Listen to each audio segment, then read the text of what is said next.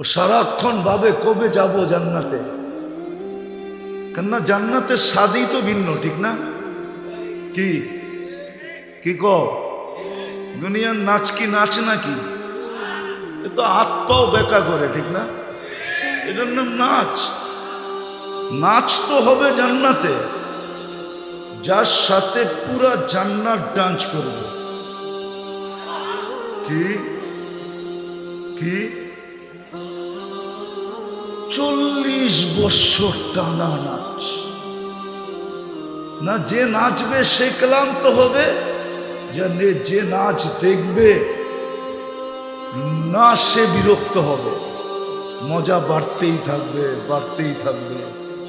আর বাড়বে না কেন? যে নাচতেছে ও তো পড়ে আছে 3 কিলোমিটার ঘেরের লেহেঙ্গা।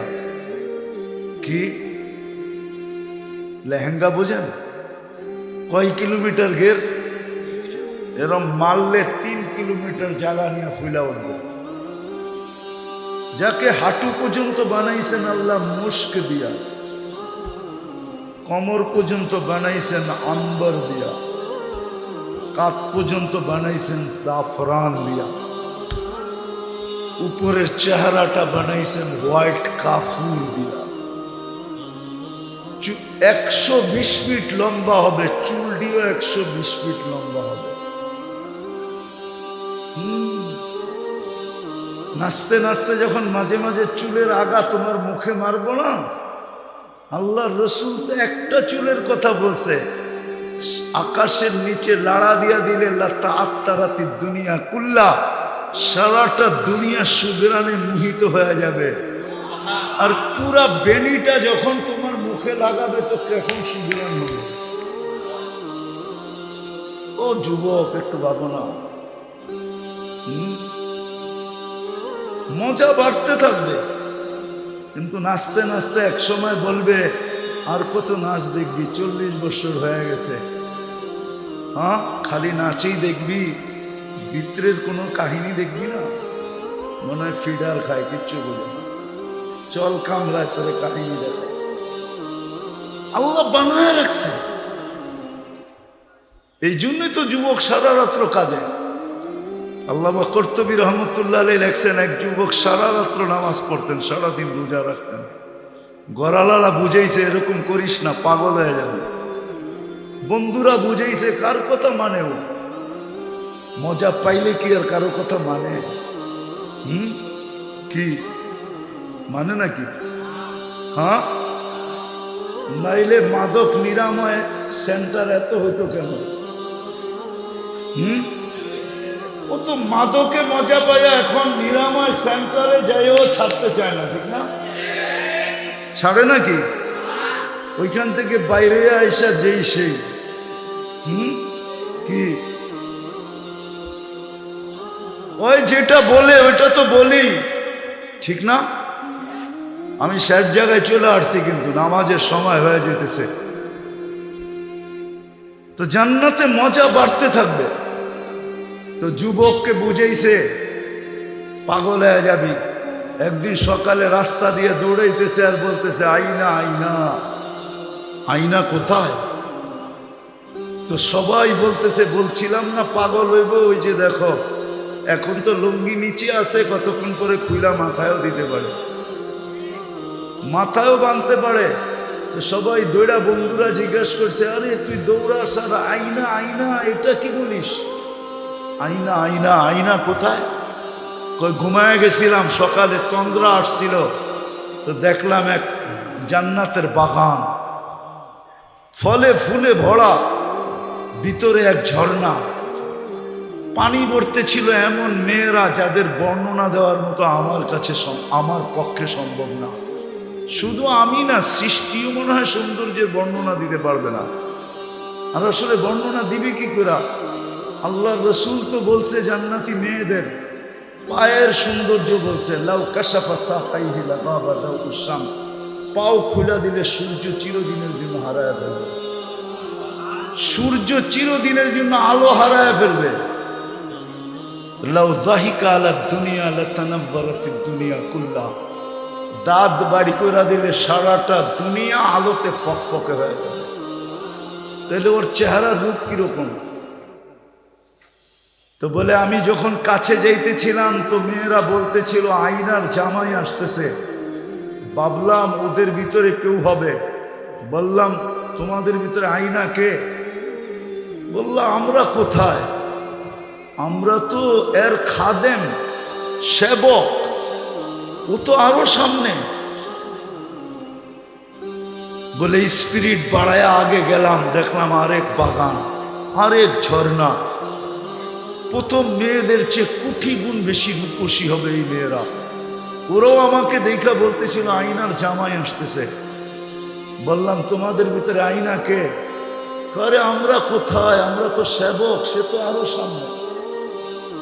বলে চললাম, যায় দেখলাম এক হীরার ঘর, দরজায় একজন দাঁড়ানো আছে, দুই দলের চেয়েও কোটি গুণ বেশি সুন্দরী। ভাবলাম এইটাই হবে।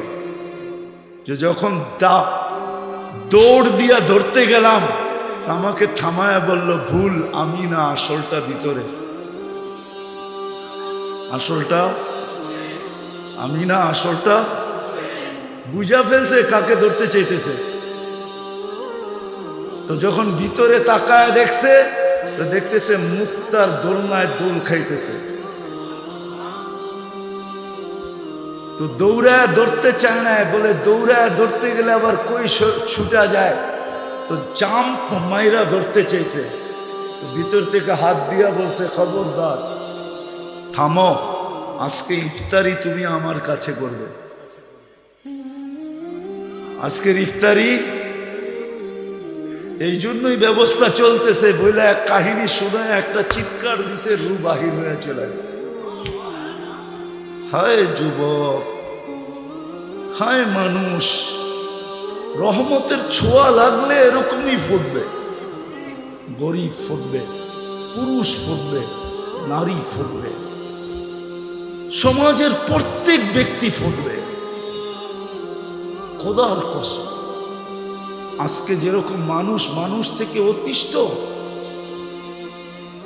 মানুষ মানুষ থেকে অতিষ্ঠ, চিত্র দেখলে চোখের পানি রাখা যায় না। আমি যদিও ছিলাম না, আমি জুলাইয়ের 8 তারিখে গেছি দেশ থেকে, আগস্টের জুলাইয়ের 18 তারিখে গেছি, আগস্টের 18 তারিখে আমি আসছি। যদিও 1 মাস বাহিরে ছিলাম, প্রোগ্রাম ছিল, কিন্তু যখন চিত্র দেখতাম, এক নজর দেখার পরে দ্বিতীয়বার দেখার জন্য মন সইতে পারত না। মনে হয়তো ভিতরে ফাইটা যাবে। কিন্তু এই চিত্রগুলো তো মানুষই করছে, ঠিক না? আজকে মানুষ মানুষের থেকে অতিষ্ঠ, শুধু এই কারণে ফোটে নাই।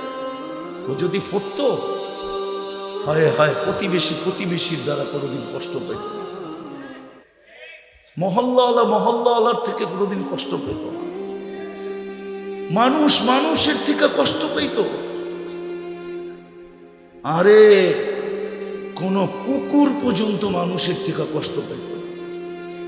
মানুষ তো দূরের কথা, একটা পিপিলিকা পর্যন্ত কোনো মানুষ থেকে কষ্ট পেত না। জিজ্ঞাসা করেন এই মাদ্রাসা আলাদাকে, আমাদের কিতাবে লেখা আছে কুকুর পিপিলিকার অনার্থক গতি রোধ করা পর্যন্ত নিষেধ। পাইলেই তাকে মাইরা ফেলানো নিষেধ। একটা প্রাণীর হক পর্যন্ত সুরক্ষিত থাকে, ছিল, থাকতো, যদি আমরা ফুটন্ত হতাম। আমরা তো ফুটন্ত না, আমরা ফুটি নাই, যুবক ফোটে নাই। তাহলে আমার সমাজের যুবক কোনোদিন নেটে দেখা চুল কাটতো না, এদের পোশাক আশাক এরকম হতো না। তাহলে তারা তালাশ করত, আমাকে রহমতের ছোঁয়া নিতে হবে। আমি কেমনে রহমতের ছোঁয়া পাবো?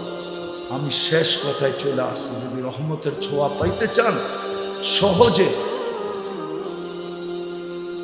সহজে যদি পাইতে চাই, হাতের কাছে যদি পাইতে চাই, নাগালে যদি পাইতে চাই, কেননা আল্লাহ তো আমাদের কাছে থাকেন না, যদিও আকরাবু মিন হাবলিল ওয়ারিদ, রগের চেয়ে কাছে, কিন্তু তারপর তো দুনিয়া বলে তুমি আকাশে আমি জমিনে। তারপরও তো দুনিয়া বলে লা তারা কাল উয়ুন, আপনাকে চোখে দেখা যায় না।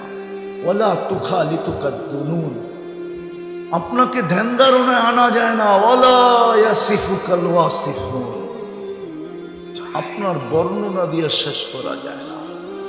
আল্লাহর বর্ণনা দিয়ে শেষ করা যায় না। আল্লাহ একটা পদের মালিক না, 99টা পদের মালিক, যেটা আমাদেরকে জানাইছেন। অগণিত পদের মালিক, যেগুলো অন্তরালে আছে, আমাদেরকে শুধু 99টা জানাইছেন। পদবী যে আমি শুধু আল্লাহ না, একটু ভাইবা দেখো আমি কে।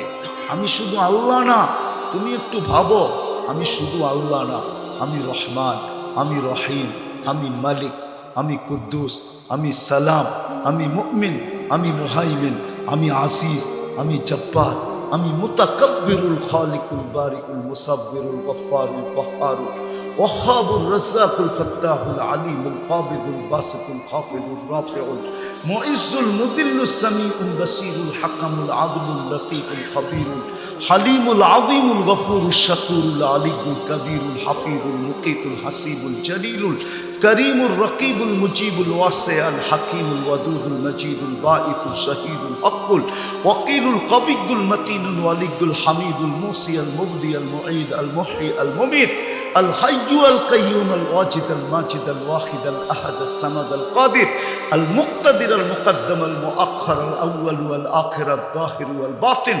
الوالي المتوالي البر التواب المنتقم العفو الرؤوف مالك الملك ذا الجلال والإكرام المقسط والجامع والغني والمغني المانع الدار النافع النور الهادي البديع والباقي الوارث والرشيد الصبور জল্লে জালালু, আমি 99 পদের মালিক আল্লাহ।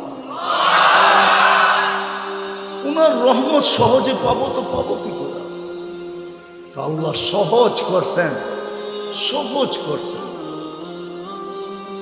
রহমত পাওয়ার রাস্তা আল্লাহ আমাদেরকে সহজ করে দিয়েছেন।